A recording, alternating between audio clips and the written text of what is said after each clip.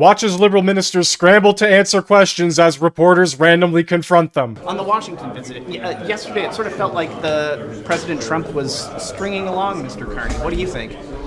Listen, you have seen the comments, you've heard the comments from the Prime Minister, Minister Leblanc.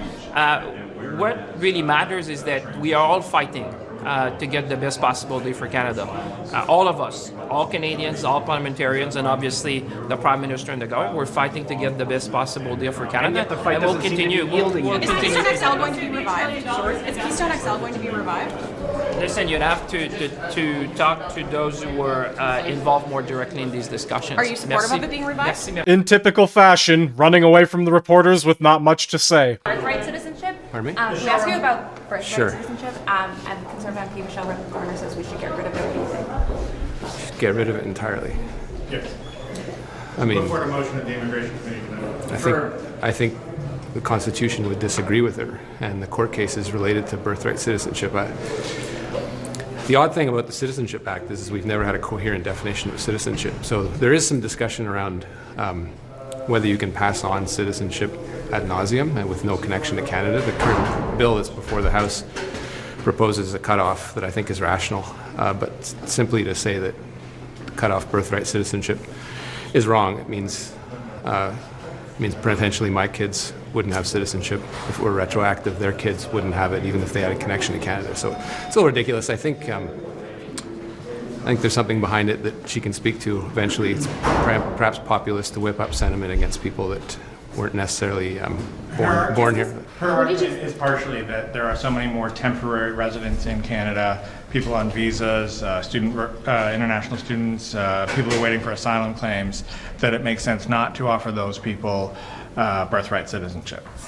Yeah, look, at the end of the day, it's a debate to be had in society. I think the general principle is that if you're born here, you have a connection here, and you have a right to be here. I think that's a pretty fundamental principle. I think it has some constitutional value, so she'll have to justify that to her base or to whoever she's trying to speak to, but that's up to her. What do you think of how things went in Washington yesterday? I think it went fine. I think any time that the Prime Minister is speaking to the President is a good day. They obviously have respectful dialogue, but also respectful disagreement. I don't buy the garbage that we have to come back with any deal. I think if we have a deal, it's got to be a good deal, and if we don't have one right now, then I think Canadians, we all need to be patient and get ready to dig in. We know we're dealing with an administration of the South that's unpredictable, that's become the routine. So in a business atmosphere where predictability means that you're able to understand where capital is being invested and have some understanding that it won't suddenly be taxed or tariffed is super important. So getting the right deal is more important than getting a quick deal. Is Mr. Trump just stringing along Mr. Carney until the President negotiations next year? Don't know. I'm not part of those discussions. Has the government perhaps set expectations for a deal too high at this point? Well, I think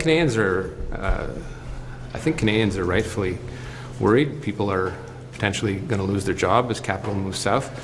The expectations, I don't know whether they've been set high. They're quite realistic. I think the Prime Minister's been quite clear in saying that he doesn't want just any deal, and that's really up to him. The frustration at the negotiation table is something that you and I don't live, but it is very real, and if we're going to fight for Canadians, we can't just take any deal.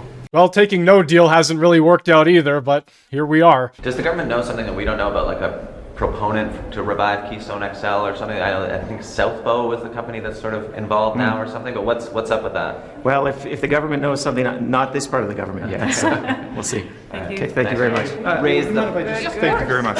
the prospect of taking a look or possibly ending birthright citizenship in Canada. I wonder what you think of that. I believe that we should maintain birthright citizenship in Canada, and I don't know if I can be any more direct than that. I think when you start to pick and choose who amongst Canadians gets the full benefits of citizenship, you obviously enter into a very troublesome conversation.